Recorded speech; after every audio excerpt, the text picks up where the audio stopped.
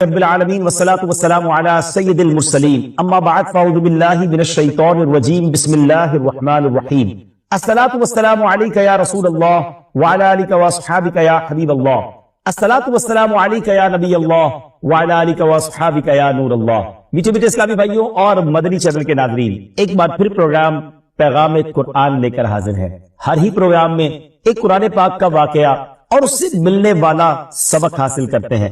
آج ایک بڑا ہی عجیب و غریب بھی اور دردناک واقعہ بھی ہے۔ نبی پاک علیہ السلام سے ہم سب کو بے انتہا محبت ہے اور یہ ایمان کی جان ہے۔ نبی پاک سے محبت نہیں تو ایمان بھی کمپلیٹ نہیں ہوتا، اور جب نبی پاک علیہ السلام کو تکلیف پہنچے یا نبی پاک علیہ السلام کو کسی طرح کی کوئی ایذا پہنچے تو یقیناً جب امتی اس کو پڑھتا ہے، سنتا ہے تو دل پر بھی تکلیف ہوتی ہے۔ ایک ایسا ہی واقعہ جس میں ہمارے آقا علیہ السلام کو تکلیف پہنچائی گئی، نبی پاک علیہ السلام پر جادو کیا گیا۔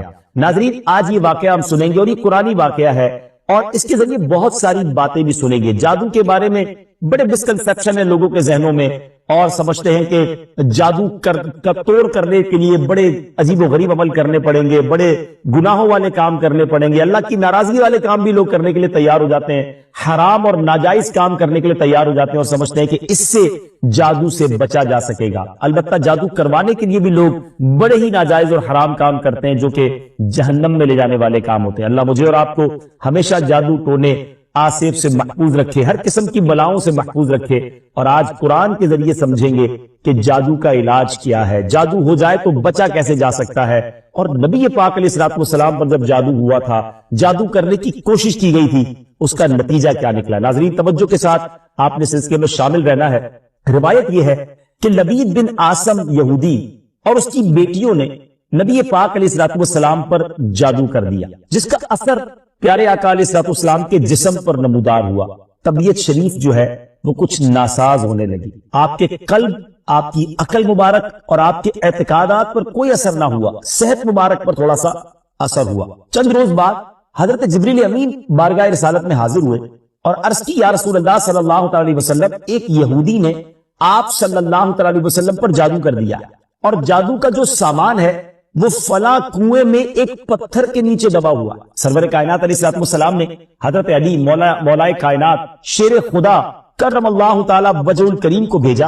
انہوں نے کنویں کا پانی نکالا اور پتھر اٹھایا تو اس کے نیچے سے کھجور کے گھابے کی تھیلی برآمد ہوئی، یعنی کھجور کے جو چھلکے ہوتے ہیں اس طرح کی تھیلی برآمد ہوئی، اور اس میں نبی پاک علیہ السلام کے منہ مبارک جو کنگھی سے ٹوٹے تھے اور کنگھی کے ٹوٹے ہوئے کچھ دندانے اور ایک ڈور یا کمان کا چلہ جس میں 11 گٹھانے لگی ہوئی تھی، اور ایک موم کا پتلا تھا جس میں 11 سوئیاں چبھی ہوئی تھی، یہ سب سامان پتھر کے نیچے سے نکلا، اور یہ مولا علی کرم اللہ تعالی وجہ الکریم یہ سارا سامان لے کر نبی پاک علیہ السلام کی بارگاہ میں آیا۔ اس کے بعد سبحان اللہ، اب اس کا توڑ کیسے آیا، اس کا علاج کیسے ہوا، اس کا حل کیا نکلا؟ جبریل امین اللہ تبارک و تعالیٰ کی بارگاہ سے سورہ فلق اور سورہ ناس لے کر حاضر ہوئی، یعنی اب جو سورہ فلق اور سورہ ناس ہے وہ نازل ہوئی، اور ان دونوں سورتوں کو ملائیں تو ناظرین اس میں 11 آیتیں ہیں۔ ہر ایک آیت کے پڑھنے سے ایک ایک گرہ کھلتی جاتی تھی، یہاں تک کہ سب گرہیں کھل گئیں، اور پیارے آقا علیہ السلام بالکل شفا یاب۔ سبحان اللہ سبحان اللہ۔ ناظرین، اب اس واقعے سے بہت ساری باتیں میں نے اور آپ نے سیکھنی ہیں۔ پہلی بات یہ ہے کہ یہ بخاری شریف میں ہے کہ پیارے آقا علیہ السلام جب بستر شریف پر تشریف لاتے تو اپنے دونوں ہاتھوں پر دم کرتے اور اپنے سر سے پاؤں تک پورے جسم پر اپنے ہاتھوں کو پھیرایا کرتے، جہاں تک دست مبارک پہنچ سکتے یہ عمل 3 مرتبہ فرماتے، یعنی نبی پاک علیہ السلام ان دونوں صورتوں کا اپنے اوپر بھی دم کیا کرتے۔ اور ایک اور جگہ پر بھی یہ ہے، حدیث عائشہ رضی اللہ تعالی عنہا میں ہے کہ جب نبی پاک علیہ السلام کے گھر والوں میں سے کوئی بیمار ہوتا تو آپ علیہ السلام ان دونوں صورتوں کو پڑھ کر اس پر دم فرمایا کرتے۔ تو یہ نبی پاک کے معمول میں تھا۔ تو آج اگر ہم میں بھی کوئی بیمار ہو جائے، فیملی میں کوئی بیمار ہو جائے، اپنے آپ کو من آفتوں سے بچانا چاہتے ہیں تو اول آخر 3 بار درود پاک پڑھیں، سورہ فلق اور سورہ ناس کی تلاوت کریں، اپنے ہاتھوں پر دم کر کے اپنے جسم پر پھیر لیں، کسی مریض پر دم کر دیں، انشاءاللہ اس کی برکت ملے گی۔ یہاں ایک اور مسئلہ بھی سیکھنے کو ملے گا کہ تعویذات اور عملیات میں جس میں کوئی لفظ کفر و شرک کا نہ ہو وہ جائز ہے۔ اسی طرح گنڈے بنانا اور ان پر گرے لگا کر آیات قرآن اور اسماء الہیہ پڑھ کر پھونک مارنا بھی جائز ہے. یعنی تعویذات اگر شرک سے پاک ہیں، اگر کفریہ کلمات سے پاک ہیں تو وہ کرنے میں کوئی حرج نہیں، وظائف کرنے میں کوئی حرج نہیں. یہ قرآن و حدیث سے ثابت ہے اور آپ نے یہ سنا. ناظرین، سیکھنے کو کیا مل رہا ہے؟ خلاصہ یہ ہوا کہ سورہ فلق یعنی قل اعوذ برب الفلق اور قل اعوذ برب الناس، یہ دونوں صورتیں جن اور شیاطین، نظر بد اور آسیب اور تمام امراض خصوصاً جادو ٹونے کا مجرب علاج ہے. ان کو لکھ کر تعویذ بنائیں، گلے میں پہنائیں اور ان کو بار بار پڑھ کر مریض پر دم کریں اور کھانے اور پانی اور دواؤں پر پڑھ کر پھونک دیں اور پھر مریض کو کھانا وغیرہ کھلائیں. انشاءاللہ عز و جل ہر مرض اور بالخصوص جادو ٹونا دفع ہو جائے گا، مریض شفا یاب ہو جائے گا. اسی طرح قرآن مجید کی دوسری تمام صورتوں کے خصوصی خواص ہیں جن کو بہت خوبصورت کتاب جنتی زیور ہے اس میں بھی آپ پڑھ سکتے ہیں ناظرین. اسی طرح ہمیں چاہیے کہ قرآن پاک کی تلاوت کرتے رہیں. قرآن پاک کی ہر حرف میں شفا ہے، برکتیں ہیں.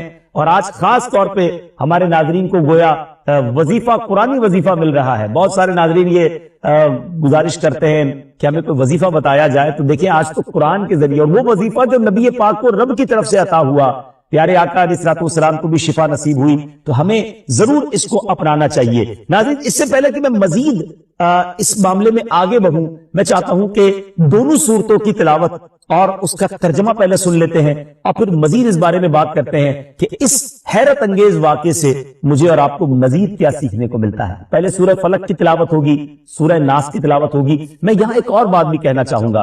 کچھ لوگ یہ کہتے ہیں جناب ہم وظیفہ کرتے ہیں، اثر نہیں ہوتا، برکت نہیں ملتی.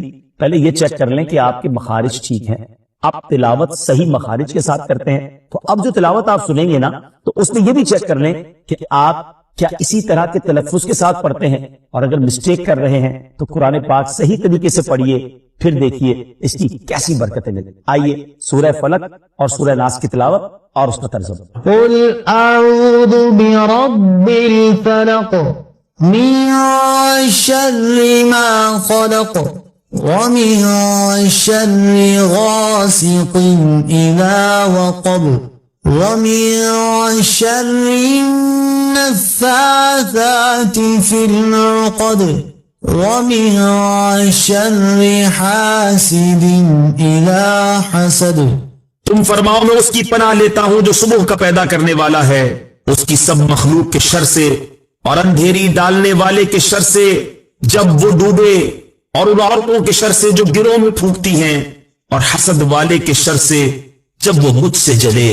قل اعوذ برب الناس ملک الناس الہ الناس من شر الوسواس الخناس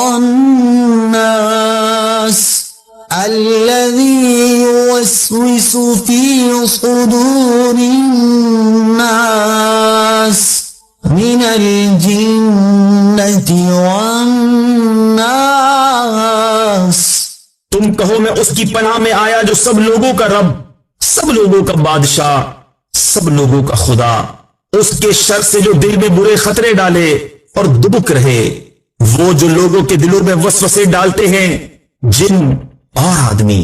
ناظرین، سورہ فلق اور سورہ ناس کے بے شمار فضائل و برکات ہیں. ایک اور حدیث پاک سنیے. حضرت عبداللہ بن خبیب رضی اللہ تعالیٰ عنہ فرماتے ہیں کہ ہم پر ہلکی بارش ہوئی اور اس وقت اندھیرا چھایا ہوا تھا، اور ہم پیارے آقا علیہ الصلوۃ والسلام کا انتظار کر رہے تھے کہ وہ آ کر ہمیں نماز پڑھائیں. پھر نبی پاک علیہ الصلوۃ والسلام ہمیں نماز پڑھانے کے لیے تشریف لائے اور ارشاد فرمایا پڑھو. میں نے عرض کی کیا پڑھوں؟ ارشاد فرمایا صبح و شام 3 بار قل هو اللہ احد، قل اعوذ برب الفلق اور قل اعوذ برب الناس پڑھو. ان کی تلاوت کرنا تمہیں ہر بری چیز سے بچائے. چلیں ایک اور وظیفہ مل گیا، سورہ اخلاص کو بھی شامل کر لیں تو صبح و شام پڑھیں تو انشاءاللہ بری آفتوں سے، مصیبتوں سے، جادو ٹونے سے، آسیب سے، ان طرح کی بلاؤں سے انشاءاللہ محفوظ رہیں گے. ناظرین، یہاں کچھ مسائل بھی سیکھ لیتے ہیں. حضرت اسماء بنت امیس رضی اللہ تعالیٰ عنہ نے عرض کی یا رسول اللہ صلی اللہ تعالیٰ علیہ وسلم، جعفر کے بچوں کو جلد نظر ہوتی ہے، کیا مجھے اجازت ہے کہ ان کے لیے عمل کروں؟ نبی پاک علیہ الصلوۃ والسلام نے اجازت عطا فرمائی. تو سیکھنے کو یہ ملا کہ تعویذ اور عملیات جن میں کفر و شرک نہ ہو، کوئی کلمہ ناجائز نہ ہو، تو اس میں جو ہے وہ تعویذ کرنا، عمل کرنا جائز ہے، اور خاص کر وہ عمل جو آیات قرآنیہ سے کیے جائیں یا احادیث میں وارد ہوئے ہوں۔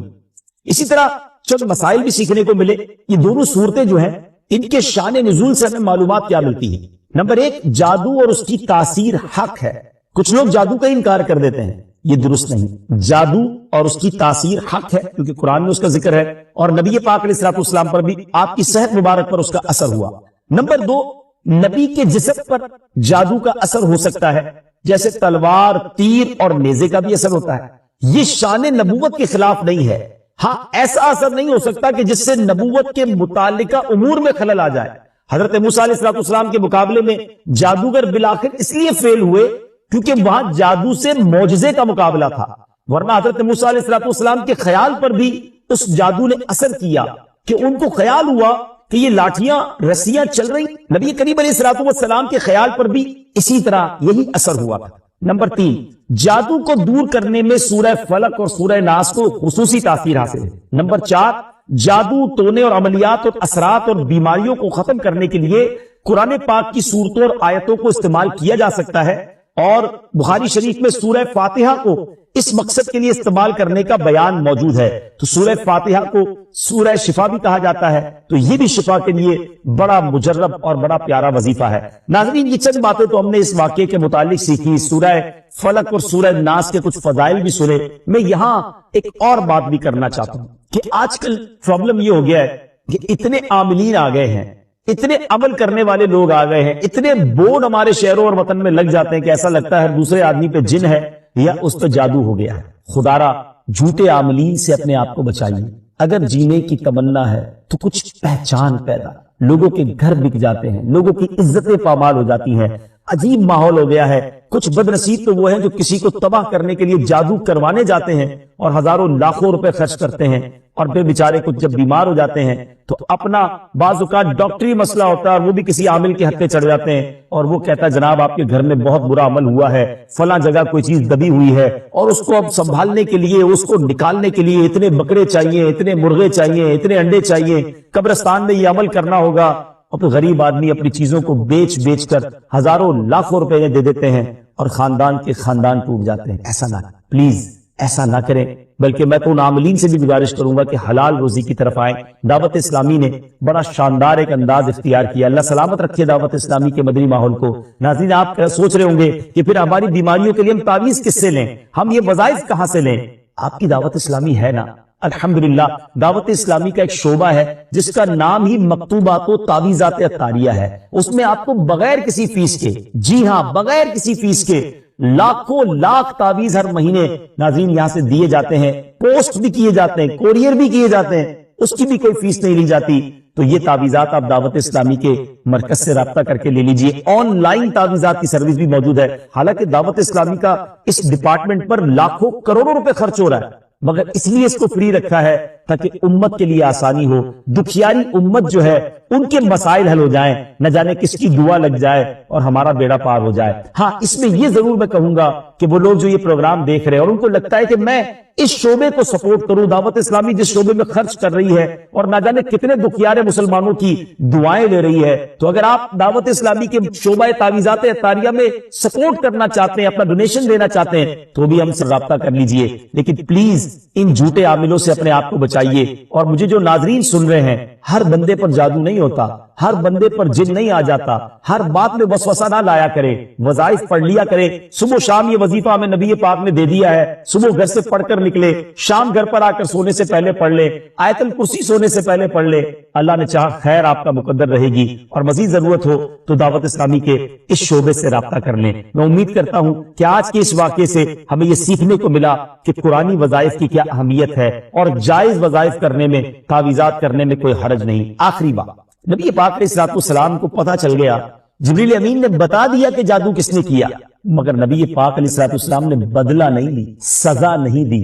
اس لبید بن عاصم کو، اس کی جو بچیاں تھیں، جو بھی لوگ تھے جادو کرنے والے، سب کو معاف کر دیا۔ اللہ اکبر۔ انہیں پتا چل جاتا تھا کہ کس نے ظلم کیا ہے، پھر بھی معاف فرماتے، اور ہم شک کی بنیاد پر بدلہ لے لیتے ہیں۔ کوئی عامل کہہ دیتا ہے تمہارے گھر میں سین نام کی کوئی عورت ہے، اس نے یہ کیا ہے، اب جتنے سین نام والے ہیں سب کے ساتھ بدگمانی شروع، جب سے سب سے لڑائی شروع، سب کے بارے میں برا سوچنا شروع۔ انسان ہی سے غلطی ہوتی، معافی کرنے والا ذہن رکھے، معاف کریں گے اللہ تعالیٰ آپ کو معاف، رحم کریں گے آپ پر رحم کیا جائے۔ اللہ مجھے اور آپ کو نبی پاک علیہ الصلوۃ والسلام کی اس مبارک سیرت سے سیکھنا نصیب فرمائے کہ اگر کسی سے غلطی ہو بھی گئی ہے، کسی نے ہمارا برا چاہا بھی ہے اور پتہ بھی چل گیا ہے، تو معاف کرنا اللہ کو بڑا مشکل ضرور ہے۔ دل چاہتا ہے میں بھی بدلہ لوں، لیکن مزہ بھی تو یہی ہے نا کہ دل چاہ بھی رہا ہے، غلط بھی کیا ہے سامنے والے نے، میں بدلہ لے بھی سکتا ہوں، پھر بھی اللہ کی رضا کے لیے معاف کر دیں اور اس نیت سے معاف کریں، میرے مالک میں تیرے بندے کو معاف کر رہا ہوں، تو مجھ گناہگار کو اللہ کریم ضرور کرم فرمائے۔ اور یہی اسلام کی خوبصورتی ہے۔ اللہ مجھے اور آپ کو معافی اور درگزر کا ذہن نصیب فرمائے۔ ہمارے سلسلے پیغام قرآن میں یہی کوشش کرتے ہیں کہ قرآن پاک سے کوئی میسج، کوئی پیغام آپ کی طرف بڑھایا جائے، تو آج الحمدللہ آپ کے لیے یہ پیغام تھا کہ قرآن پاک پڑھیے، اس پر عمل کیجئے، اس کو پڑھ کر اپنے اوپر دم بھی کیجئے، اور پھر کسی سے غلطی ہو جائے تو معاف نہیں۔ وقت ہوا ہے ایک اگلے سیگمنٹ کا جس کا نام ہے تعارف قرآن۔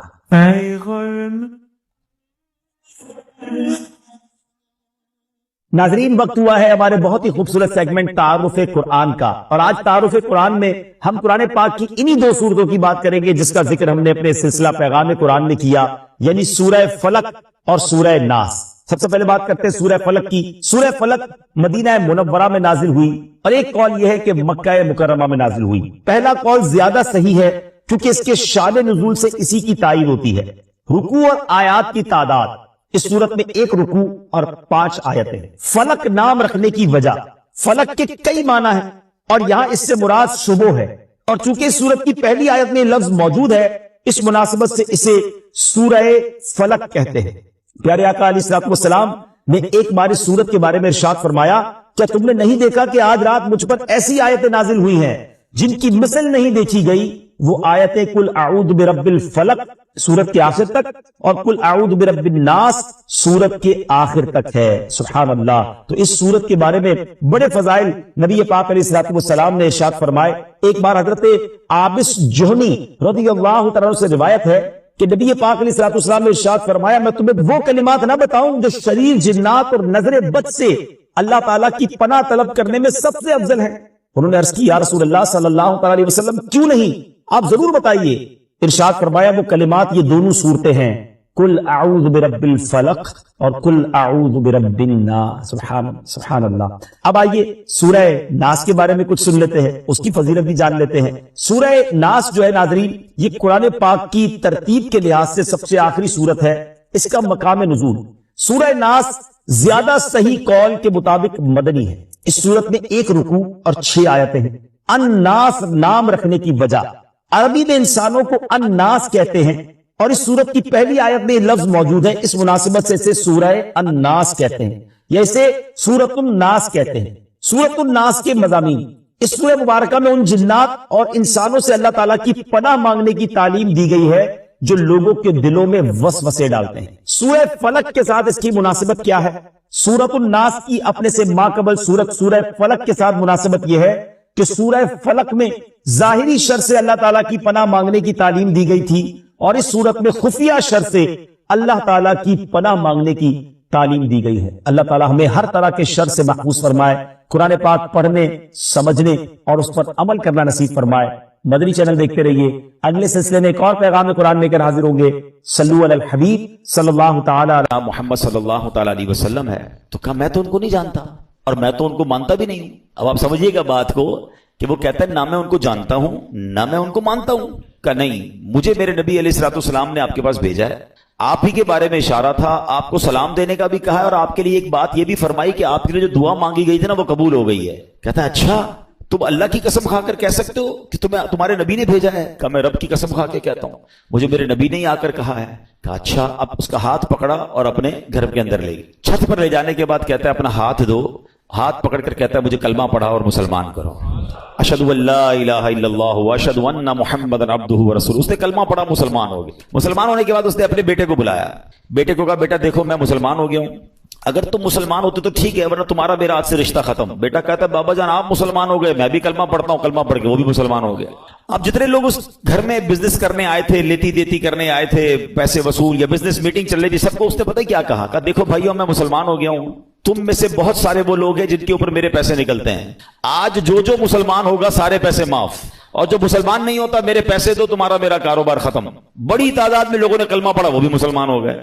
اپنی بیٹی کو بلایا، بیٹی کو کہا بیٹی دیکھو میں بھی مسلمان ہو گیا ہوں، تمہارا بھائی بھی مسلمان ہو گیا ہے، اگر تمہیں بھی مسلمان ہونا ہے تو مسلمان ہو جاؤ۔ اچھا بدقسمتی کی بات یہ ہے کہ مجوسی جو ہوتے ہیں نا، ان کے اندر بھائی بہن کی شادی کی اجازت ہوتی ہے، وہ بھائی بہن شادی کرتے ہیں معاذ اللہ۔ تو تھوڑے دنوں پہلے ہی انہی بھائی بہن کی شادی کی تھی اس نے، تو بہن کہتی ہے کہ بابا جان جب سے شادی بھائی کے ساتھ ہوئی میرا دل مطمئن نہیں تھا، واقعی یہ بات درست نہیں ہے کہ بھائی سے شادی ہو، میں بھی کلمہ پڑھتی ہوں، کلمہ پڑھ کر وہ بھی مسلمان ہو گئے۔ اب وہ جو بندہ پیغام لے کر کے آتا کہتا رکے تو صحیح، مجھے تو بتائیں بات کیا ہے، ابھی تھوڑی دیر تو پہلے آپ کہہ رہے تھے میں ہمارے نبی کو نہیں جانتا، تمہارے نبی کو نہیں جانتا، اب سارے کلمہ پڑھی جا رہے ہیں، مجھے تو بتائیں یہ راز کیا ہے۔ وہ کہتا ہے اب میں تمہیں بتاتا ہوں بات کیا ہے۔ کہتا ہے بات یہ ہے کہ کچھ دنوں پہلے ہی اپنی بیٹی اور بیٹے کی میں نے شادی کی، بہت بڑی دعوت کی، بہت بڑا کھانا کیا، پورے شہر کے لوگ آئے، بہت دھوم دھڑکا کیا ہم نے۔ جب رات تھک ہار کے میں اپنے کمرے میں سویا تو مجھے بالکل گھر کے برابر والے گھر سے رونے کی آواز آئی، میں نے کان لگائے تو بچیاں تھیں اور کہہ رہی تھی امی جان یہ ہمارے پڑوسی نے ہمارے ساتھ اچھا نہیں کیا۔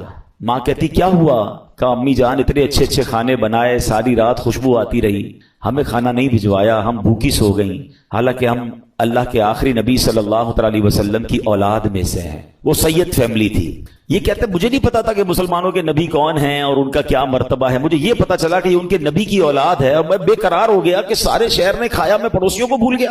اس نے فوراً جناب اپنے خادمین کو کہا اچھے سے کپڑے تیار کرو، کپڑے تیار کیے، کھانا پیک کیا اور فوراً ان کے گھر پہ کھانا بھجوایا۔ تھوڑی دیر بعد کہتا ہے اب میں نے پھر کان لگائے تو ماں کہتی دیکھو بیٹا پڑوسی کتنا اچھا ہے، کھانا بھی بھجوایا، کپڑے بھی بھجوائے، اب بچوں کھانا کھا لو۔ کہ ماں ہم کھانا کیسے کھائیں، ہمارا پڑوسی تو مسلمان ہی نہیں ہے۔ تو ماں کہتی بیٹا اللہ کی طرف سے رزق آیا ہے کھا لو۔ کہتی نہیں ماں جب تک نہیں کھائیں گے جب تک پڑوسی کے لیے دعا نہ کریں۔ ان سیدزادیوں نے ہاتھ اٹھائے اور دعا کرنے لگی کہ یا اللہ ہمارے پڑوسی کو ایمان کی دولت عطا فرما دے، اور آج اس نے ہماری دستگیری کی ہے، ہماری مشکل آسان کی ہے، بروز قیامت ہمارے نانا جان کی سے شفاعت نصیب فرما۔ پڑوسی کہتا ہے تم نے جب آ کر کہا نا کہ جناب رسول اللہ نے مجھے سلام بھیجا ہے اور کہا ہے دعا قبول ہو گئی ہے، تو میں سمجھ گیا ہوں کہ میرے ایمان لانے کا وقت آ گیا ہے، اب میں مسلمان بھی ہوتا ہوں۔ اور سنو یہ بھائی بہن کی جو میں نے شادی کی تھی نا میرے بیٹے اور بیٹی کی، 50% جائیداد تو میں نے ان کے نام کر دی تھی، 50% اپنے لیے رکھی تھی، اب تو ویسے ان کی شادی ختم ہو گئی، یہ میری جائیداد کا 50% میں تمہیں دیتا ہوں، جاؤ تو اپنے بال بچوں پہ خرچ کرو۔ وہ بندہ جو ایک دن پہلے جس کے بچے بھوکے سو رہے ہیں وہ اربوں پتی ہو جاتا ہے، وہ پورے جائیداد کا 50% لے کر گھر آتا ہے۔ اب اس واقعے کو لکھنے کے بعد میرے پیارے اسلامی بھائیوں علماء نے بہت خوبصورت باتیں اس پہ ارشاد فرمائی۔ اب ذرا اس ایک واقعے کو اگر سمجھیں کہ مشکل ہو، پریشانی ہو، تکلیف ہو، دنیا والوں سے نہ مانگیں۔ ایک یہ بھی بڑا پرابلم ہو گیا ہے کہ آج تھوڑا سا پرابلم ہو تو دوسروں سے مدد مانگنے نکل پڑتے ہیں۔ خودداری یہ ہے کہ میری پرابلم میں جانوں، میرا رب جانے، کسی کا احسان کیوں اٹھائیں، کسی کو حالات کیوں بتائیں، تم ہی سے مانگیں گے تم ہی دو گے، تمہارے در سے ہی لو لگی ہے۔ ہم نے دیکھا ہے جو ایک بار ہاتھ پھیلاتا ہے نا پھر اس کا ہاتھ پھیلا ہی رہتا ہے۔ اللہ سے ہمیشہ دعا کرنا اے اللہ ہمیں صرف دینے والا ہاتھ عطا فرما، کبھی مانگنے والا ہاتھ نہ عطا فرما۔ مشکل آتی ہے انسان پر، کوشش کرے کہ کسی کی مدد نہ لینی پڑے۔ اللہ اور اس کے رسول اپنے معاملات کم کر دیں، اپنے خرچے کم کریں، اپنے معاملات کو جتنا ہو سکے منیمائز کر دیں، تو کسی سے مدد نہ مانگیں۔ اور یہی اسلام کو مطلوب ہے کہ بندہ خودداری کے ساتھ چلے۔ اور پھر سبحان اللہ درود پاک کیسا وظیفہ ہے کہ پھر غیب سے مدد ہوتی ہے جب بندہ اللہ اور اس کے رسول کی طرف توجہ کرتا ہے نا۔ شاعر کہتے ہیں نا ہر درد کی دوا ہے، ہر درد کی دوا ہے صلی علی محمد، تعویذ ہر بلا ہے صلی علی محمد صلی اللہ علیہ وسلم۔ تو ہمیں درود پاک کثرت سے پڑھنا ہے۔ اور ادھر امیر آدمی کے ساتھ کیا ہوا کہ آل رسول کی خدمت، سید زادگان کی خدمت کی تو اللہ نے اسے ایمان کی دولت عطا فرما دی۔ تو یہ بھی اپنی زندگی کا حصہ بنائیں۔ میں مشورہ دوں گا میرے پیر و مرشد امیر اہل سنت، فاؤنڈر آف دعوت اسلامی مولانا محمد الیاس اتار قادری صاحب بڑی پیاری توجہ دلاتے ہیں۔ آپ فرماتے ہیں جس نبی کے در کا صدقہ ہم کھاتے ہیں نا ان کی آل کی خدمت کیا کرو، وہاں سے اور عطا کیا جائے گا۔ تو ہمیں کیا کرنا چاہیے؟ اپنی انکم کا पॉसिबल हो ना तो 1%, 2% जितनी अल्लाह ने आपको तौफीक दी है वो फकत सैयद साहिबान के लिए अलग रख लें। अपने ऑफिस में एक अकाउंट खोलें कि जनाब मेरी जितनी इनकम होगी मैं इतना % जो है वो आले रसूल की खिदमत करूंगा। आप ये करके देखें, आप हैरान हो जाएंगे आपकी रोजी पे कितनी बरकत आना शुरू हो जाती है। मैं आपको इसको लॉजिकली समझाता हूं। कोई आपका दोस्त हो, आपके घर पे आए, आपके बच्चों को तोहफा दे और बार बार आपके बच्चों को गिफ्ट भिजवाता रहे, आपके बच्चों के लिए खैर खाई का इजहार करे, आपके बच्चों का ख्याल रखे, आपको कैसा लगता है कि अरे मेरे बच्चों से कितना प्यार करता है। बच्चे तो प्यार करते ही करेंगे आपके उस दोस्त से, आपको भी प्यार हो जाएगा। मुझे बताएं ना, कोई उम्मती जब नबी पाक के बच्चों से प्यार करेगा, आका की आल की खिदमत करेगा, तो नबी पाक को कितना प्यारा लगेगा वो है। फिर वहां से एक निगाह रहमत होनी है ना। सारे बिगड़े काम सफर जाने हैं। बरेली के ताजदार आला हजरत यही तो समझाते हैं कि तेरी नस्ले पाक में है बच्चा बच्चा नूर का, तेरी नस्ले पाक में है बच्चा बच्चा नूर का, तू है ऐने नूर, तेरा सब घराना नूर का। सरकार की आल की खिदमत ये बहुत बड़ी सादत है। कोई एक फैमिली ढूंढ ले, कोई एक खानदान ढूंढ ले और बस उसको बांध ले कि भैया मैंने इसकी खिदमत करनी है। ये समझ ले आप उसकी खिदमत नहीं कर रहे हैं, ये आप उसको पेश कर रहे हैं और उसकी बरकतें आपको मिलना शुरू हो जाएंगी। देखिए सैयद साहिबान का एक मसला भी समझ लें। आज के दौर में प्रॉब्लम ये, लोग पहले तो ज़कात पूरी नहीं निकालते, ज़कात के अलावा पैसे वैसे ही नहीं देते। अब सैयदों को ज़कात वैसे ही नहीं लगती, वो तो माल का मैल है ना, मैल दोगे क्या माल का सरकार की आल को। तो अब वहां देना तो साफ पैसा चाहिए था, लोग साफ पैसा खर्च ही नहीं करते। तो सैयद साहिबान कहां जाएंगे? जो गरीब सैयद साहिबान है वो किधर जाएंगे? हमें ये ख्याल रखना होगा कि जैसे मेरे बच्चे हैं ना, ये मेरे आका अलैहिस्सलाम की औलाद है, ये उनकी नस्ल में से हैं। तो जिस तरह अपने बच्चों का ख्याल रखते हो, ऐसे कोई एक फैमिली, कोई एक बच्चे जो है, कुछ बच्चे सैयद फैमिली के अपने जिम्मे ले लें और फिर आप देखें इंशाअल्लाह। और आप गौर करेंगे ना, आपको आसपास ही मिल जाएंगे, बस ऐसा नहीं मिलेंगे। आप थोड़ा सा गौर करेंगे, हो सकता है आपके मुलाजमीन में से कोई होंगे, आपके आसपास पड़ोसियों में से कोई सैयद फैमिली निकल आएगी। तो ये खिदमत करें और फिर देखें कि इसकी बरकतें कैसे नसीब होती हैं। अल्लाह पाक हम सबको आले रसूल का खिदमतगार बना दे। हैं वो पढ़ते हो ना शजरे में शेर, दो जहां में खादिमे आले रसूलुल्लाह कर दो, जहां में खादिमे आले रसूलुल्लाह कर, हजरते आले रसूले मुक्तदा के। हाँ, जिसको इधर भी नौकरी आले रसूल की मिल गई ना, पंजतन की गुलामी इधर मिल गई और उधर भी नौकरी मिल गई, इससे अच्छी कौन सी नौकरी है? नियाजी साहब लिखते हैं ना, मुझ पे कितना नियाजी करम हो गया, दुनिया कहने लगी पंजतन का गधा, इस घराने का जब से मैं नौकर हुआ, सबसे अच्छी मेरी नौकरी हो गई। आका की आल का गुलाम बन जाऊं, उनका नौकर बन जाऊं, और क्या चाहिए? फिर देखो कैसा नवाजते हैं इंशाअल्लाह। तो नियत करें इंशाअल्लाह आले रसूल की खिदमत करेंगे। दुरूद पाक पढ़ लीजिए मोहब्बत के साथ, सल्लु अलल हबीब, अल्लाहुम्मा सल्लि अला सय्यिदिना व मौलाना मुहम्मदिन अदद मा फी इल्मिल्लाहि स्वलातन दाइमतन बिदवामी मुल्किल्लाह। शैतान कितना बड़ा दुश्मन है, कुरान पाक आपने पढ़ा सुना होगा, बार बार, एक जगह नहीं कई बार कुरान में फरमाया, इन्नहु लकुम अदुव्वुम मुबीन, शैतान तुम्हारा खुला दुश्मन है।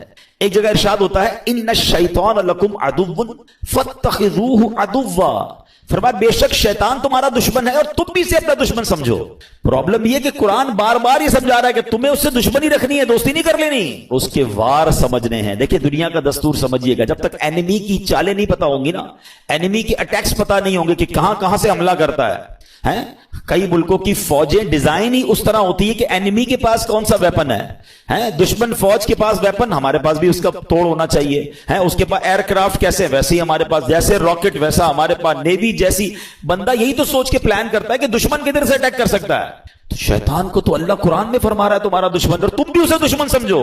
मगर बदकिस्मती यह है कि बहुत बड़ी तादाद जो है वो शैतान से दुश्मनी नहीं दोस्ती कर लेते हैं। कितनी बुरी बात है, अल्लाह का भी दुश्मन है, हमारा भी दुश्मन है और उससे दोस्ती कर रहे हैं। कुरान में एक जगह इरशाद फरमाता है, अफतत्तखिज़ूनहु व ज़ुर्रियतहु औलिया मिन दूनी व हुम लकुम अदुव्व बि'स लिज़्ज़ालिमीन बदला।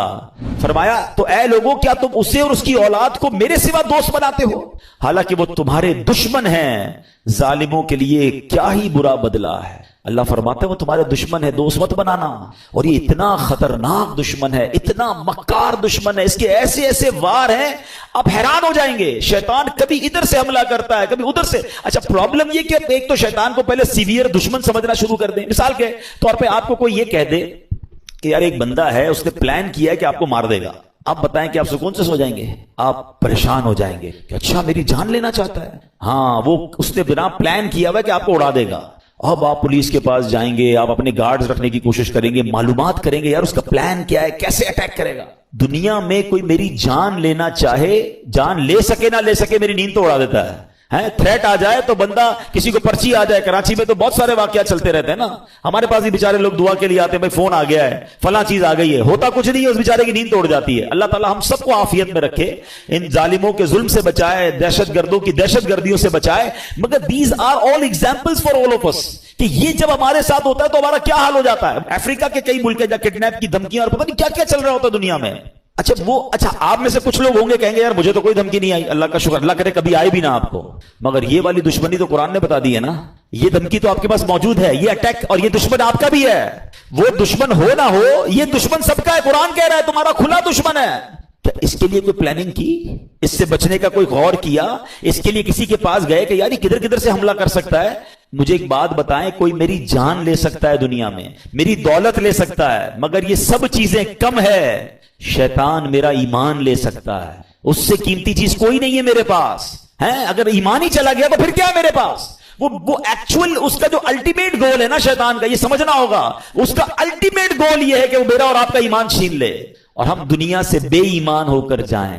اور ایک بات یاد رکھیے گا، سارے روزے، ساری تراویح، ساری عبادت، ساری نمازیں، سارے صدقے، سارے حج، سب کچھ برباد ہو جاتے ہیں اس کے جو ایمان پہ دنیا سے نہیں جاتا. ہاں ایمان ہے تو سب کچھ ہے، ایمان کے بغیر گئے پھر کچھ بھی نہیں ہے. ہاں یہ پہلے سمجھ لیجئے بات کو. میرے اور آپ کی زندگی کا جو سب سے بڑا ٹارگٹ ہونا چاہیے نا، وہ ایمان کی حفاظت ہونا چاہیے. آپ کو پتا ہے اللہ کے نبی علیہ الصلوۃ والسلام کیا دعا کرتے تھے؟ یا مقلب القلوب ثبت قلبی علی دینک. اس دعا کا معنی کیا ہے؟ اے دلوں کو پھیرنے والے، میرے دل کو اپنے دین پر ثابت قدمی عطا فرما، اسٹیڈ فاسٹنس عطا فرما. کون دعا کر رہا ہے؟ جس کے صدقے مجھے اور آپ کو ایمان ملا. یہ میری اور آپ کی تربیت ہے کہ دل بدلتا ہے. اللہ سے مانگو کہ مرتے وقت قلب سلیم رہے، ایمان کی حالت میں دنیا سے جاؤں. اے ایمان والو اللہ سے ڈرو اور نہیں مرنا مگر مسلمان. یعنی یہ جملہ کیسا ہے یار؟ اگر یہ آیت کو سمجھ لیں کہ کہا جا رہا ہے مرنا ہے مگر مسلمان، یہ اس کا مطلب یہ ہوا کہ میری اور آپ کی زندگی کا جو مین ٹارگٹ ہونا چاہیے نا، کہ ادھر سے کوئی چھیننے کی کوشش کر رہا ہے، ادھر سے میرا ایمان چھیننے کی کوشش کر رہا ہے. ایکچولی شیطان ہمارے سامنے اپنے اصلی روپ میں نہیں آتا، اس کے چیلے آتے ہیں. اس کے چیلے چپاٹے، اب ہر طرح کے لوگ نکلے ہوئے نا. کبھی چینل پر، سوشل میڈیا پر کوئی قرآن کا انداز بیان کر رہا ہے، کوئی دین کا نیا انداز لے کر آیا ہے، کہیں نہ کہیں سے اٹیک کر کے آپ کا ایمان چھیننا چاہتا ہے. اعلیٰ حضرت امام اہل سنت نے 100 سال پہلے کہہ دیا تھا، سونا جنگل رات اندھیری، چھائی بدلی کالی ہے، سونے والوں جاگتے رہیو، چوروں کی رکھوالی ہے. یہ تو 100 سال پہلے کہا تھا. اب تو کتنے فتنے ہیں. پتہ ہے اعلیٰ حضرت نے کیا کہا؟ آنکھ سے کاجل صاف چرا لیں یا وہ چور بلا کے ہیں، تیری گٹھڑی تاکی ہے اور تو نے نیند نکالی ہے. ہمیں پتہ ہی نہیں ہے، لوگ ہمارے ایمان کے پیچھے پڑے. ہم کہتے نہیں یار میں تو اس کی بھی سنتا ہوں، میں تو اس کی بھی سنتا ہوں، میں بد مذہبوں کے ساتھ بھی بیٹھتا ہوں، کچھ غیر مسلم دوست بھی بنائے ہوئے ہیں، میں سب کے ساتھ بیٹھتا ہوں. جناب نہیں، ایمان بچانا ہے تو ایسی محفلوں، ایسی گیدرنگز کو چھوڑنا ہوگا. سب کی نہیں سننی ہے. ہم اتنے مضبوط نہیں ہیں کسی کی سننے سے. آپ کو پتا ہے نبی پاک علیہ الصلوۃ والسلام نے حضرت عمر فاروق رضی اللہ عنہ کو تورات پڑھنے سے منع فرما دیا تھا. وہ کون ہے؟ حضرت عمر فاروق. اب بتائیے میری اور آپ کی کیا اوقات ہے؟ بندہ کہتا ہے میں ذرا دوسروں کی کتابیں بھی پڑھوں گا، دوسروں کے دلائل بھی سنوں گا. ارے پہلے مجھے اپنے دین کے بارے میں کچھ پتا نہیں ہے اور میں چلا سب کی باتیں سننے. تو ایمان بچانا ہے تو اس کی فکر کرنی ہے. اچھا اب میں آپ کو شیطان کے کچھ واقعات کے ذریعے سمجھاتا ہوں کہ کیسا مکار ہے، کیسا گیم کرتا ہے. ایک کتابوں میں لکھا، برسیسا نامی ایک شخص تھا اور بہت بڑا عبادت گزار تھا. اس بندے نے 200 سال اللہ کی عبادت کی اور ایک بھی گناہ نہیں کیا. اچھا اب ایسا کوئی نیک بندہ ہو تو شیطان کہاں چھوڑے گا اس کو. یہ میں ایک اور بات آپ کو بتا دوں کہ شیطان نیک آدمی پر زیادہ حملے کرتا ہے. یاد رکھیے گا, جو پہلے ہی کچھ نہیں کر رہا اس کو شیطان نے کہا تو ساڑھا ساتھی ہے, نہ نماز پڑھ رہا ہے, نہ روزے رکھ رہا ہے اور بدکاریاں کر رہا ہے, شراب پی رہا ہے. نہیں, اس کے لیے پرابلم ہے نیک آدمی جو نمازیں پڑھ رہا ہے, جو روزے رکھ رہا ہے, جو نیکی کی نیت کر بیٹھا ہے, جو علم دین سیکھ رہا ہے, وہ بے چین رہتا ہے اس کے بارے میں. تو آپ جتنا دین کی طرف آئے نا, اب تیار ہو جائیں.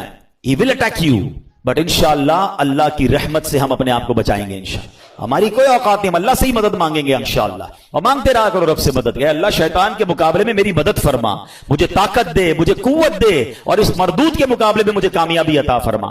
ٹھیک ہے. بہرحال اب شیطان کی تو حالت خراب, 200 سال کوئی گناہ نہیں. شیطان پہنچ گیا اس کے پاس انسانی صورت میں, اور جا کر کہتا ہے کہ مجھے آپ کے ساتھ عبادت کرنی ہے. اللہ کا نیک بندہ کہتا ہے مجھے اللہ کی عبادت میں کوئی دوست نہیں چاہیے, میں جانوں میرا رب جانے, مجھے کوئی نہیں چاہیے. اس کا ایک عبادت خانہ تھا, وہ اس پہ عبادت کرتا تھا. اس نے شیطان کو انٹری نہیں دی. اس مردود نے کیا کیا تھا, انسانی صورت میں اسی نیک آدمی کے گھر کے باہر بیٹھ کر عبادت شروع کر دی, ڈھونگ کے لحاظ میں. اب وہ کھڑکی سے دیکھتے پورا دن ہو گیا, رات ہو گئی, عبادت کیے جا رہا ہے. 1 دن 2 دن 3 دن, نہ کھانا نہ پینا نہ سونا. برسیسا حیران کہ یار میں 200 سال سے عبادت کر رہا ہوں, مجھے بھوک بھی لگتی ہے, مجھے نیند بھی آتی ہے, نہ اس کو نیند آ رہی ہے نہ اس کو کھانے کی ضرورت ہے. دروازہ کھول کے کہا بھائی یہ تو بتاؤ تمہیں یہ عبادت کہاں سے سیکھی ہے, تمہیں نیند بھی نہیں آتی, تمہیں کھانا بھی نہیں کھانا. کہتا بات یہ, میں اسی لیے تو آپ کے پاس آیا تھا, آپ نے تو مجھے لفٹ ہی نہیں کرائی. میں آپ کو اصل راز بتاؤں, مسئلہ یہ ہے کہ میں نے زندگی میں ایک گناہ کیا. جب مجھے نیند آتی ہے نا, مجھے وہ گناہ یاد آ جاتا ہے, میں پھر چونک جاتا ہوں, پھر خوف خدا طاری ہوتا ہے, میں جاگتا ہوں. بھوک لگتی ہے, پھر وہ گناہ یاد آتا ہے. آپ کا پرابلم ہی آپ نے کوئی گناہ نہیں کیا ہے. اب دیکھو شیطان کا وار. اگر آپ کو یہ لیول چاہیے نا عبادت کا کہ نہ آپ کو نیند آئے نہ آپ کو جناب بھوک لگے اور آپ ساری رات اللہ کی عبادت کرتے رہے, آپ ایک گناہ کر لیں. کہتا ہے عجیب آدمی ہوں, جس رب کی عبادت کر رہا ہوں وہاں اس کی بارگاہ میں گناہ کروں, پھر نہیں ملے گی ایسی پھر آپ کو لذت نہیں ملے گی. اب دیکھیں کیسا خطرناک وار ہے. برسیسا کہتا ہے اچھا پھر مشورہ دو کون سا گناہ کروں. شیطان سے کہتے ہیں کون سا گناہ کروں. شیطان کہتا ہے پھر ایسا کریں آپ بدکاری کر لیں. کہتا ہے خدا کا خوف کر, اتنا بڑا گناہ زنا بدکاری میں کروں؟ نہیں میں نہیں کرتا. کہ پھر ایسا کرے قتل کر لے. کہ کیسے آدمی ہو, میں کسی بندے کو مار دوں قتل کروں؟ نہیں میں نہیں کرتا. اچھا پھر ایسا کرے شراب پی لیں. کہتے ہیں ہاں یہ تھوڑا چھوٹا گناہ لگ رہا ہے. اب یہاں ایک اور بات سیکھنی ہے. میں تھوڑے واقعات کو بریک اس لیے کرتا ہوں کہ ٹو دی پوائنٹ آپ کو بات بھی سمجھ آئے. ہمارے اندر بہت سارا شیطان نے دماغ میں ڈالا یار یہ چھوٹا گناہ یہ کر لو, یہ بڑا ہے یہ نہیں کرو. پتہ نہیں اپنے طور پہ ہم نے کیٹیگری بنا لی ہے. سمجھیے بات کو, ہمیں نہیں پتا کون سا گناہ رب کی نافرمانی کا اور غضب کا اور ناراضگی کا باعث بن جائے, وہی گناہ میں جہنم کے گہرے گڑھے میں ڈال دے. کسی گناہ کو چھوٹا مت سمجھنا. ٹھیک ہے. برسیسا کہتا ہے ہاں یہ ٹھیک ہے شراب پی لیتا ہوں. شراب پی, نشہ چڑھا اور پی, اب بدکاری کی, اور جب بدکاری کر لی تو اب قتل بھی کر دیا. اللہ اکبر. پولیس آئی اور برسیسا کو پکڑ کے لے گئی. اب جب پھانسی کا حکم ہو گیا, پھانسی گھاٹ پر برسیسا موجود تھا. شیطان ادھر پہنچ گیا. کہتا ہے ایک راستہ ہے میں تجھے بچا سکتا ہوں. کہ بدبخت تیری وجہ سے تو میں پھانسی میں پہنچ گیا, تو نے کہا گناہ کر لے, مجھ سے ایک نہیں 3 گناہ ہو گئے اور آپ پھانسی پھندے پر آ گئے. بولے میں بچا سکتا ہوں. بولو بتاؤ کیسے بچ سکتا ہوں. کہا تم ایسا کرو خدا کا انکار کرو اور مجھے سجدہ کر دو. برسیسا کی بدبختی دیکھیں, اس نے شیطان کو سجدہ کیا, خدا کا انکار کیا, اور اسی وقت پھانسی پر اس کو لٹکا دیا گیا. کفر کی موت وہ مر گیا. یہ ہے شیطان. ہم اس کی باتوں میں آ جاتے ہیں, ہمیں لگتا ہے نہیں یار میں بڑا پکا ہوں, 1-2 گناہ ہی تو کیے, تھوڑی سی تو پرابلمز ہیں, تھوڑی سی غلط جگہوں پہ جا رہا ہوں, نماز بھی تو پڑھتا ہوں. کوئی یوں ہی لے جاتا ہے, وہ ایک کر کے سٹیپ بائی سٹیپ ہم پہ اٹیک کرتا ہے. ایک حدیث پاک یاد رکھیے گا, یہ جو نوجوان اور ہم سب اس میں مبتلا ہے بدقسمت, ہم سب نے کچھ نہ کچھ گناہ پالے ہوئے ہیں. نیکیاں بھی کر رہے ہیں, گناہ بھی کر رہے ہیں, کچھ عادتیں گندی ہیں جو دل میں لگی ہوئی ہیں, وہ نہیں چھوٹتی نہیں ہیں. میں آپ کو پرابلم بتاؤں کیا ہے, پہلے حدیث سن لے پھر آپ کو پرابلم سمجھاتا ہوں.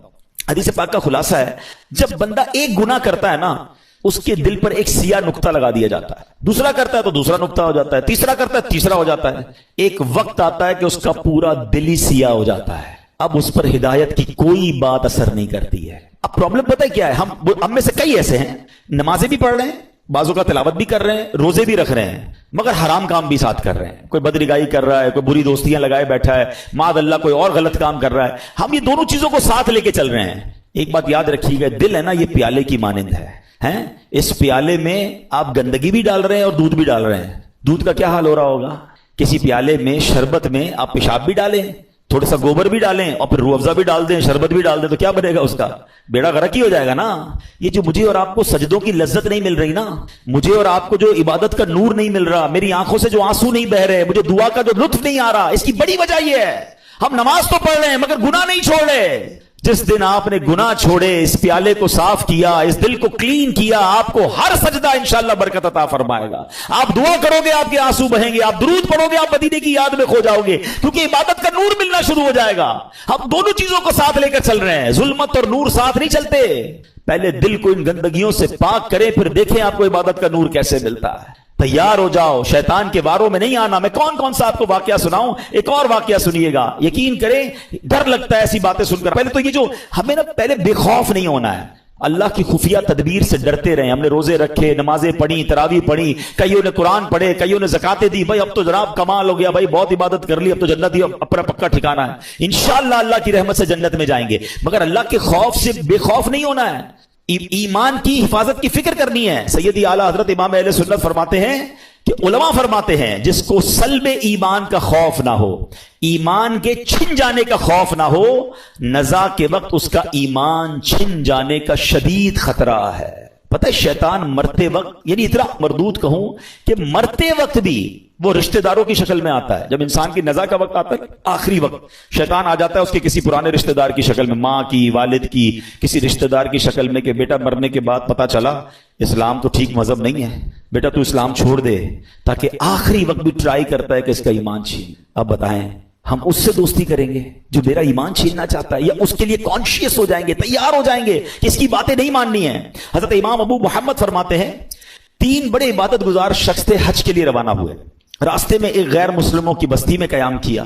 یہ بری صحبتوں کی آپ کو ایک نحوست بھی بتاتا ہوں. بندہ پتہ نہیں کبھی کہاں رہتا ہے, کبھی کن کے ساتھ رہتا ہے, سوچتا بھی نہیں ہے. غیر مسلموں کی بستی میں رہے. اب اس تینوں میں سے ایک بندے کی ایک عورت پہ نظر پڑی, ایک لڑکی پہ نظر پڑی, بڑی خوبصورت تھی. اس کا اس پہ دل آ گیا.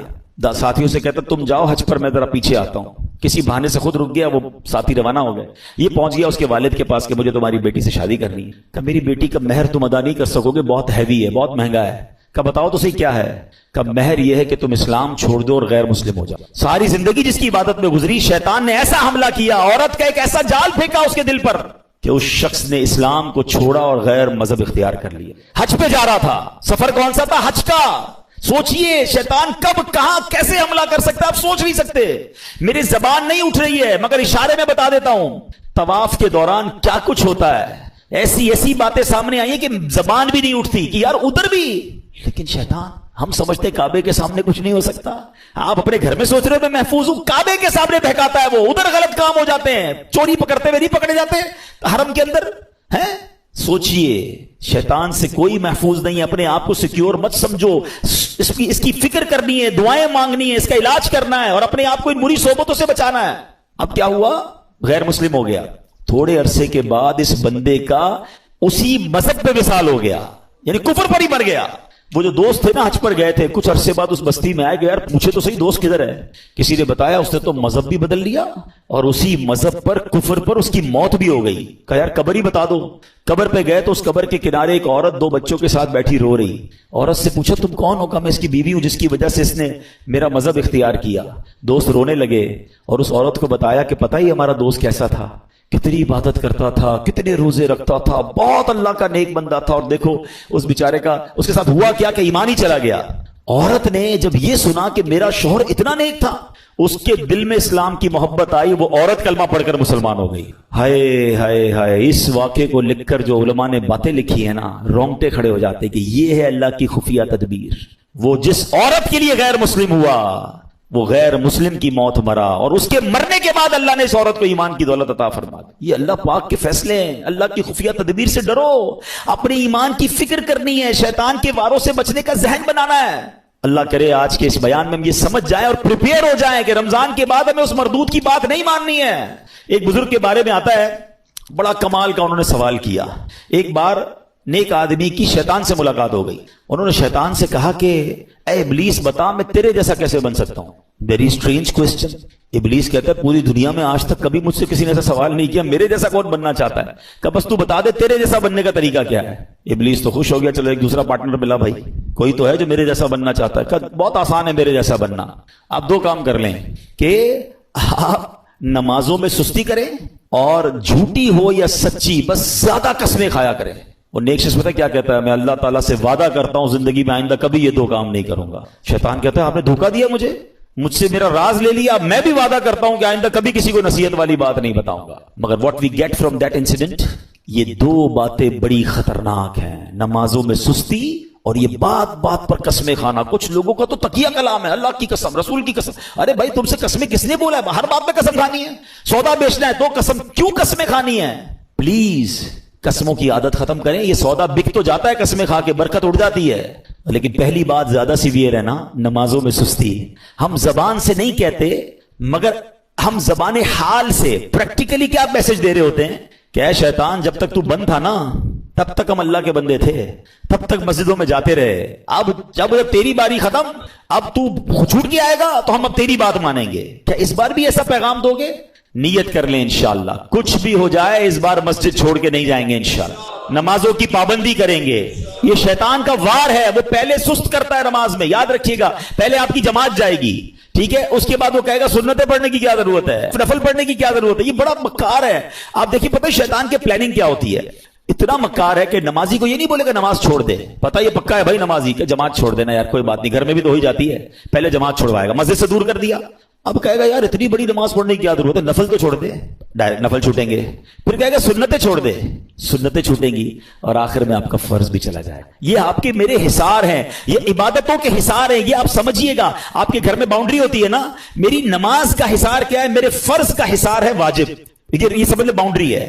واجب کے بعد ایک باؤنڈری ہے سنت کی, اس کے بعد ایک باؤنڈری ہے نفل کی. اگر میں نے نفل پکڑ کے رکھے نا میرے سنت نہیں جائے گی, اگر سنت پکڑ کے رکھے تو واجب نہیں جائے گا, واجب پکڑ کے رکھے تو فرض نہیں جائے گا, اور یہ سب چھوڑتا گیا تو ایک ایک کر کے وہ سب لے جائے گا. اچھا یہ ایک اور اس کی مکاری بتاؤں.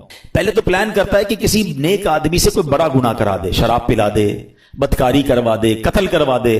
جب یہ دیکھتا ہے نا یار یہ تو کچھ کر ہی نہیں رہا ہے, میری مان ہی نہیں رہا ہے, تھکتا نہیں ہے. یاد رکھیے گا اتنا خطرناک اینیمی ہے, اس کو نیند نہیں آتی, ہمیں نیند آتی ہے. ہم اس کو دیکھ نہیں سکتے, وہ ہمیں دیکھ رہا ہے. بلکہ روایتوں میں آیا یہ ہمارے بلڈ میں, ہماری رگوں کے اندر چل رہا ہوتا ہے. اتنا خطرناک دشمن ہے, اور ہم سوئے ہوئے ہیں, ہمیں فکر ہی کوئی نہیں ہے. ایک نعرہ لگاتے ہیں شیطان کے خلاف جنگ جاری رہے گی, صرف نعرہ لگاتے ہیں, کمبل اوڑھ کے سو جاتے ہیں. او بھائی تیار بھی تو کرو اپنے آپ کو کہ کیسے جنگ لڑو گے, ٹھیک ہے. اب جب یہ دیکھتا ہے نا کہ یار یہ نیک نمازی آدمی ہے, نہ شراب پی رہا ہے, نہ بدکاری کر رہا ہے, نہ قتل کر رہا ہے, نہ کسی کو ظلم کر رہا ہے, اب کیا کروں, تھکتا نہیں ہے. اب اس کو کہتا ہے عبادت میں اس کی عبادت کم کروا دوں, گناہ نہیں کروا پا رہا نا, اس کے درود کم کروا دوں, اس کی تلاوت کم کروا دوں, اس کی جماعت چھوڑوا دوں. اچھا اب دیکھتا ہے یہ بھی نہیں کر پا رہا. اب یہ شیطان کا ایک ایسا آلہ آ گیا ہے کہ جس کے گھر میں ٹی وی نہیں تھا, جس کے گھر میں کبھی فلم VCR نہیں آیا تھا. یار ہم کئی ایسے لوگوں کو جانتے ہیں جنہوں نے کبھی زندگی میں فلمیں نہیں دیکھی تھی, مگر یہ ایک ایسا آلہ آ گیا کہ ایک بٹن دباؤ تو پتہ نہیں دوسری دنیا میں بندہ پہنچ جاتا ہے. اب نیک نمازی آدمی سے بھی اس کے ذریعے گناہ کرواتا ہے. میرے ہی پیسے لگے, میں ہی انٹرنیٹ کا بل بھر رہا ہوں, میں نے ہی لاکھوں روپے کا موبائل لیا اور مجھے ہی جہنم میں لے جا رہا ہے. کیا بے وقوفی ہے یار. سوچئے یہ شیطان کے وار ہیں, یہ ساری روحانیت منٹوں میں برباد ہو جاتی ہے جب آپ اپنی آنکھیں حرام دیکھتی ہیں. اچھا پھر ایک اور کیا کرتا ہے کام, دیکھیں میں آپ کو کچھ شیطان کی چالیں بتا رہا ہوں. ایک اور پھر پتہ کیا کرتا ہے کہ اگر آپ کسی نیکی میں بہت ساری نیکی کر ہی رہے ہیں, صدقہ بھی دے رہے ہیں, زکوٰۃ بھی دے رہے ہیں, خیرات بھی دے رہے ہیں, اب اس کا ایک اور وار یہ کہ یار نیکی تو کر لی اس نے, اب یہ کہتا ہے اس کی نیکی برباد کرواؤ. اب نیکی برباد کیسے ہو سکتی ہے بھائی, میں نے کر تو لی, نماز بھی پڑھ لی, روزہ بھی رکھ لیا, صدقہ بھی دے دیا, رسید بھی آ گئی, فطرہ بھی دے دیا. نہیں جناب, he have some weapons to destroy your all good deeds. اب کیسے, اب وہ بندے کو کہتا ہے اس کو لوگوں کو بتا. اب ریاکاری شروع کرے گا, میں ذرا لوگوں کو بتاؤں بھائی میں نے تو بڑی رات کو 5,000 روپے خرچہ کیا, میں نے مہنگا والا فطرہ دیا ہے, میں جناب تہجد بھی پڑھتا ہوں, میں تو جناب قرآن 3 بار ختم کیا ہے. اب لوگوں کو بتانا شروع کریں گے.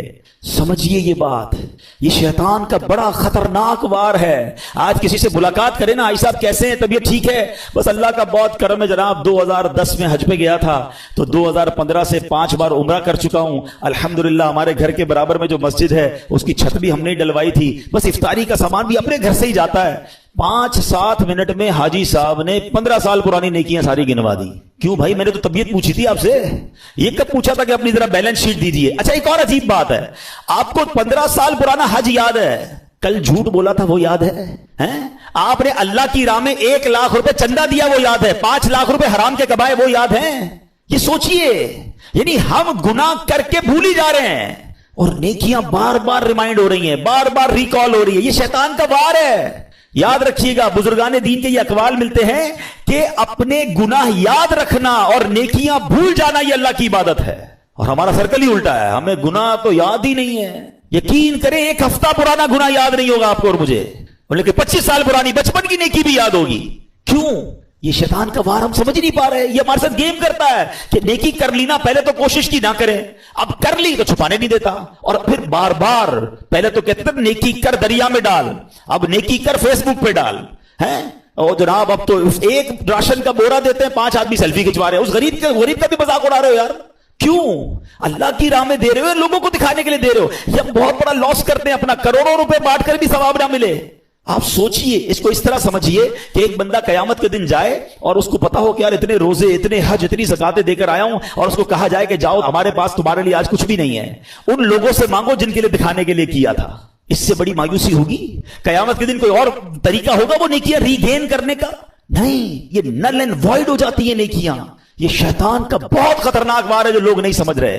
लेकिन नहीं जनाब, हमें तो दुनिया को, अच्छा सिर्फ खर्चे की बात नहीं है, हर इबादत है। तवाफ कर रहे हैं तो वहां से लाइव आ रहे हैं, वहां से सेल्फियां बन रही, काबे को पीट करके दुआएं करके दिखा रहे हैं, गुंबद खजरा को पीट करके लोगों, क्यों ये सब हो रहा है? आप सोचिए, वो तकद्दुस मुकामात को हम पामाल कर रहे हैं, हर हाथ में मोबाइल है, औरतें तवाफ कर रही हैं, आप दुनिया को दिखाने के लिए औरतों की वीडियो दुनिया को भेज रहे हैं। मक्का पाक में एक नेकी 1 लाख नेकी के बराबर है हुदूद हरम के अंदर, मगर एक गुना 1 लाख गुना के बराबर है। अच्छा, लोगों को यह भी अकल नहीं है कि अपने घर वालों को कहते हैं मैं तुम्हें काबा दिखा रहा हूं। अरे घर वालों की तो वीडियो बंद कर दो, आपकी घर की औरत दुनिया पीछे तवाफ करते हुए उसको देख रही है, वो किस हालत में बिस्तर पर बैठी सोई। अच्छा, घर का कोई फर्द बैठा है, क्यों? मतलब इतना भी सेंस नहीं है यार।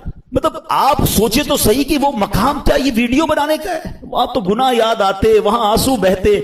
मुजरिम किसी बादशाह के दरबार में जाए और ये नियत लेके जाए कि मैं गुनाहगार हूं, पकड़ा ना जाऊं, माफी मिल जाए। अरे वहां तो ये कैफियत होनी चाहिए, मैं माफी मांगने आया हूं, मैं बख्शवाने आया हूं, मेरे हाथ में बेड़ियां हैं और मैं छुड़वाने आया हूं। इस कैफियत में तवाफ करो यार, इस कैफियत में मदीने जाएं कि मुजरिम हूं जहां भर का, महशर में भरम रखना, रुसवाए जमाना हूं दामन में छुपा लेना। ये कैफियत होनी चाहिए ना। चला हूं एक मुजरिम की तरह मैं जानिबे तैबा, नजर शर्मिंदा शर्मिंदा, बदन लर्जीदा लर्जीदा। मगर क्या करें, इस दिल का तसल्ली नहीं होती यार, जब तक लोगों को पता ना चले कि मां बदौलत हर साल रमजान में उम्रा करते हैं, 27वीं को फला जगह पे था तो 29वीं को फला जगह पर था। तो यार सोचिए ये क्या कर रहा है, ये शैतान के वार समझिए। पहले ही थोड़ी नेकियां हैं हमारे पास, वो भी लोगों को दिखा के क्या बर्बाद कर देंगे। थोड़े दिनों पहले हमने एक और टॉपिक डिस्कस किया था कि शैतान हमसे एक और क्या मिस्टेक करवाता है, हमें गीबत करवाता है। और गीबत नेकियों को कैसे खा जाती है? फरमाया कि गीबत तो यह है कि जिस मुसलमान की गीबत की ना, आप अपनी नेकियां उसके अकाउंट में ट्रांसफर कर रहे हैं। यानी पहले मैंने रोजे रखे, मैंने नमाजें पढ़ी, मैंने सदके दिए, और अब किसी की गीबत की तो ये सारी नेकियां चली गई उसके अकाउंट में। इससे बड़ी बेवकूफी क्या है? तो try to understand the weapon of शैतान। और हमें जब तक इन बातों का इल्म नहीं होगा तब तक हम फिर शैतान के वारों से बच नहीं पाएंगे। बहुत सारी बातें याद आ रही हैं कि शैतान किस किस तरह लोगों को, उनकी नेकियों को बर्बाद करता है। तो ऐ मेरे प्यारे इस्लामी भाइयों, अब हमने ये जहन बना लेना है, हमने इंशाअल्लाह शैतान के वारों में नहीं आना है। ठीक है? अच्छा, ये एक ही बयान से शैतान के सारे वार भी समझ जाएं और जनाब शैतान जो है वो हम शैतान पे काबू भी पा लें, उससे मुकाबला भी कर लें, इट्स नॉट दैट पॉसिबल। हमें इन तमाम वारों से बचने के लिए, अपने आप को मजबूत करने के लिए हमें अच्छा माहौल अपनाना होगा, हमें अपनी गैदरिंग्स को बदलना होगा। हम अच्छे दोस्तों में बैठेंगे। देखिए सोबत कैसे असर लाती है, आपको प्रैक्टिकल बताता हूं। आप किसी के घर में जाएं, किसी की मैयत हो गई हो और वो रो रहा हो आपके सामने, या किसी तकलीफ में रो रहा हो, आपकी क्या कैफियत होती है? आपकी भी आंखें नम हो जाती हैं, आप बाहर निकल के भी दिल अफसुर्दा होता है। आपके साथ तो कुछ नहीं हुआ जनाब, मगर किसी को अफसुर्दा देखा, आप पर असर पड़ा ना। किसी के घर जाए, बच्चा पैदा हुआ है या उसको कोई बहुत अच्छा तोहफा मिला है या वो बहुत खुश है आपका दोस्त, खुशी खुशी में